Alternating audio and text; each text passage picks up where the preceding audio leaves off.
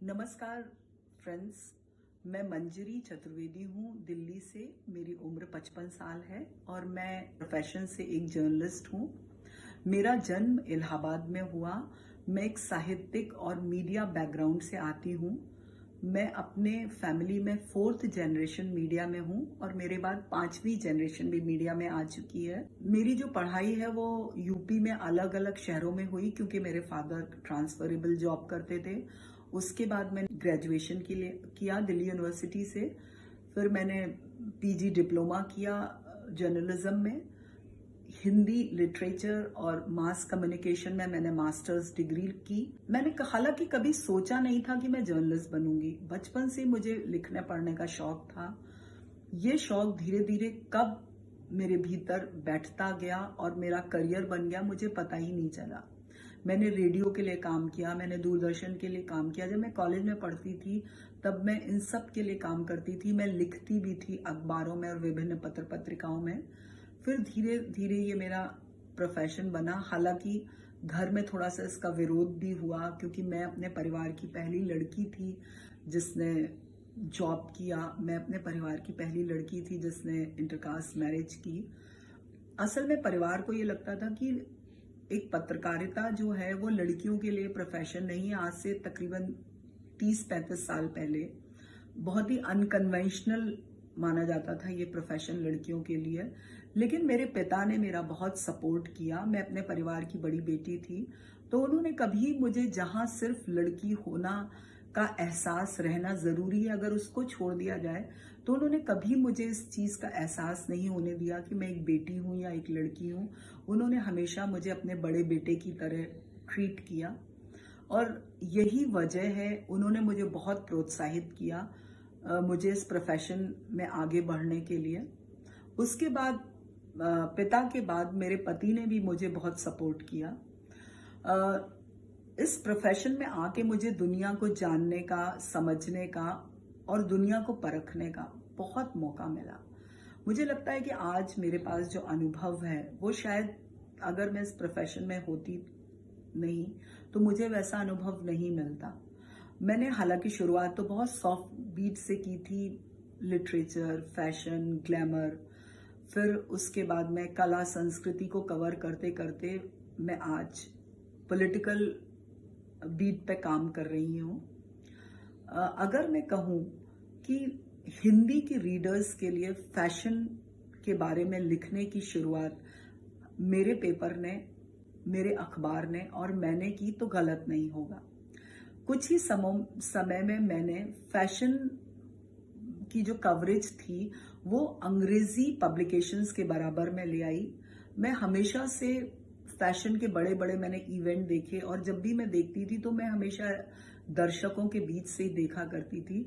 लेकिन मैंने कभी सोचा नहीं था कि कभी मुझे रैंप और कैटवॉक करने का खुद भी मौका मिलेगा, जो मुझे लगता है कि इस जीवन के इस दौर में आके, जीवन का हाफ सेंचुरी पार करने के बाद हम एक ऐसे इवेंट में हिस्सा लेने जा रहे हैं।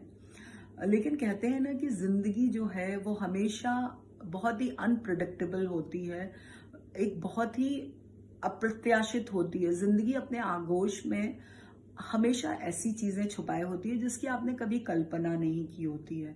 वो कई बार अच्छी भी होती है, कई बार आपके लिए थोड़े कड़वे अनुभव भी लेके जाती है।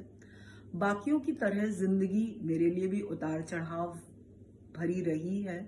जिंदगी के एक ऐसे ही मौके पे एक बार मेरे पिता ने मुझसे कहा था, मुझे गीता का एक श्लोक उन्होंने कहा था कि माँ दैन्यम माँ पलायनम, कि जिंदगी के जो भी हालात हों उसमें कभी ना तो उसके आगे झुको और ना ही कभी उससे पलायन करो। मुझे पता ही नहीं चला कि ये जो मूल मंत्र है, गीता का ये श्लोक है, वो कब मेरे जीवन का मूल मंत्र बन गया। और मैंने बहुत सारे मौकों पे, प्रोफेशनल फ्रंट पे की बात हो, चाहे पर्सनल फ्रंट की बात हो, मैंने इन मौकों को हमेशा इस मूल मंत्र को आजमाते देखा और इससे मुझे बहुत ताकत मिली है। जहां तक जर्नलिज्म की बात की जाए तो मैंने बहुत सारे सामाजिक मुद्दों को जब मैं कवर करती थी तो मैंने बहुत सारे लोगों को किया, और खास करके बच्चों और महिलाओं के लिए लिखना, उनसे जुड़े मुद्दों को उठाना मेरा हमेशा से बहुत पसंदीदा सब्जेक्ट रहा है।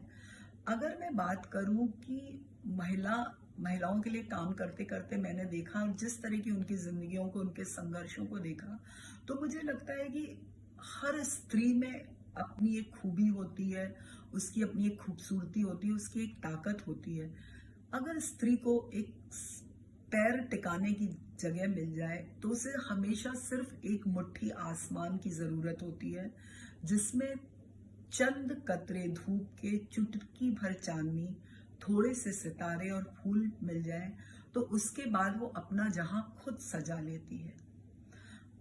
जिंदगी में हमेशा एक चीज मेरे पिता ने और सिखाई कि जिंदगी में कभी भी सारे दरवाजे और खिड़कियां बंद नहीं होते हैं। हमेशा जिंदगी जो होती है, जब सब कुछ आपके सामने बंद हो जाता है, तो जिंदगी कहीं कोई छोटा सा झरोका खोल देती है, एक कोई छोटा सा सुराख ले देती है, या कोई एक संद छोड़ देती है, जहां से आपको जीने के लिए सांस और अपने आंखें खुली रखने के लिए रोशनी मिलती है।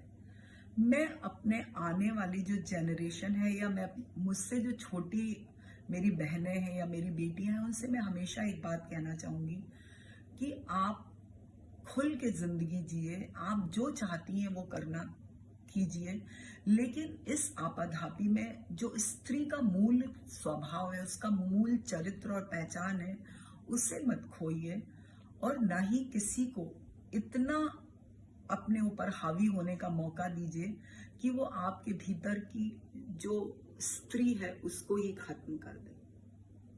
शुक्रिया। नमस्कार, मैं हूँ doctor Babita Biswas. My universe the beauty दिवा का राउंड 1 शुरू हो चुका है। जी हाँ, मन की बात और भी मन की बात जानने के लिए बने रहिए हमारे साथ। और हाँ, जाते जाते हमारे चैनल को सब्सक्राइब जरूर कीजिएगा। और थैंक यू वेरी मच, आपने ये मन की बात सुनी है।